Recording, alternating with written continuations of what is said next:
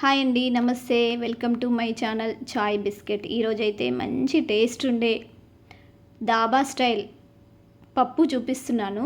మసాలా పప్పు చాలా అంటే చాలా బాగుంది. బయటైతే చాలా కాస్ట్లీ. మనం ఇంట్లోనే సింపుల్గా, ఈజీగా, టేస్టీగా చేసుకోవచ్చు. ఇది ఎలా చేయాలో ఇప్పుడు చూద్దాం. నేను కందిపప్పును కడిగేసేసుకొని గంట పాటు నానబెట్టేసేసుకున్నాను. ఈ కందిపప్పును కుక్కర్లో వేసేసుకోవాలి. ఇలా కుక్కర్లో వేసుకున్న తర్వాత ఇందులోకి ఒక ఉల్లిపాయ అంటే మీడియం సైజు ఉల్లిపాయ కట్ చేసి పెట్టేసేసుకున్నాను. ఇది కూడా వేసేసుకోవాలి. అలాగే 2 టమాటాలు మీడియం సైజు ఇవి కూడా కట్ చేసుకొని ఇందులో వేసేసుకోవాలి. 4 పచ్చిమిర్చులు పొడుగ్గా కట్ చేసి వేసుకున్నాను.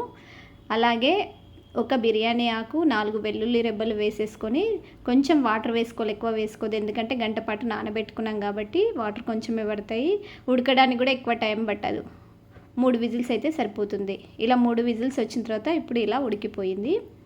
ఇలా ఉడికిన పప్పును ఒక గిన్నెలోకి వేసేసుకోవాలి. ఈ పప్పును మెదపొద్దండి, ఎలా ఉందో అలాగే ఉంచేసేసుకోవాలి, పేస్ట్ లాగా చేసుకోవద్దు.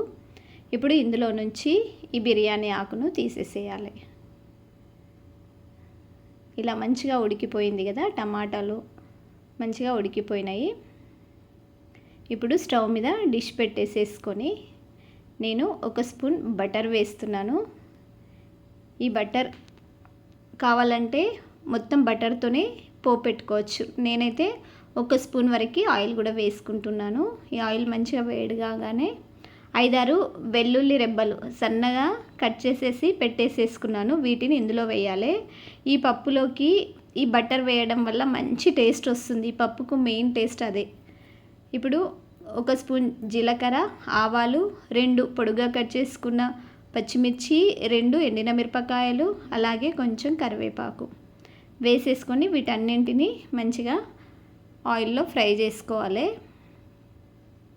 ఇలా ఫ్రై అవ్వగానే ఇందులోకి కొంచెం పసుపు, రుచికి సరిపడినంత కారం, అలాగే ఉప్పు, 1 స్పూన్ ధనియాల పొడి, 1/2 స్పూన్ జీలకర్ర పొడి, కొంచెం గరం మసాలా ఇవన్నీ వేసేసుకొని ఒక్కసారి మంచిగా కలుపుకోవాలి.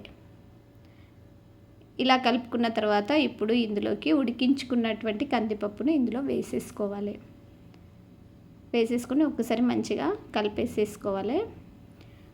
మూత పెట్టేసేసుకొని ఒక 10 నిమిషాల పాటు ఉడికించుకోవాలి. ఎందుకంటే కందిపప్పు ఆల్రెడీ ఉడికిపోయింది కాబట్టి కొంచెం సేపే ఉడికించుకోవాలి, ఎక్కువసేపు ఏం పట్టది. ఇలా కొంచెం సేపు ఉడికించుకున్న తర్వాత ఇందులో ఒకవేళ తిక్కు అనిపిస్తే కొంచెం వాటర్ వేసుకోవచ్చు. నేనైతే కొంచెం వాటర్ వేసుకున్నాను. ఇలా 10 నిమిషాలు ఉడికిన తర్వాత స్టవ్ ఆఫ్ చేసుకొని సర్వ్ చేసుకోవడం అంతే అండి. ఎంతో టేస్టీగా ఉండే మసాలా పప్పు రెడీ. బయట తినడం కంటే ఇలా హెల్తీగా ఇంట్లోనే చేసుకుంటే చాలా అంటే చాలా మంచిది.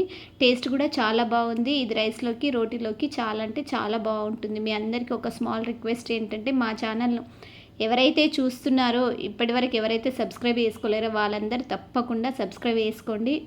అలాగే మా వీడియోస్ అన్నీ కూడా నోటిఫికేషన్ రూపంలో రావాలంటే మా చాయ్ బిస్కెట్ ఛానల్ని సబ్స్క్రైబ్ చేసుకోండి. అలాగే మీ ఫ్యామిలీ మెంబర్స్కి, మీ ఫ్రెండ్స్కి షేర్ చేయండి, లైక్ చేయండి. Thank you.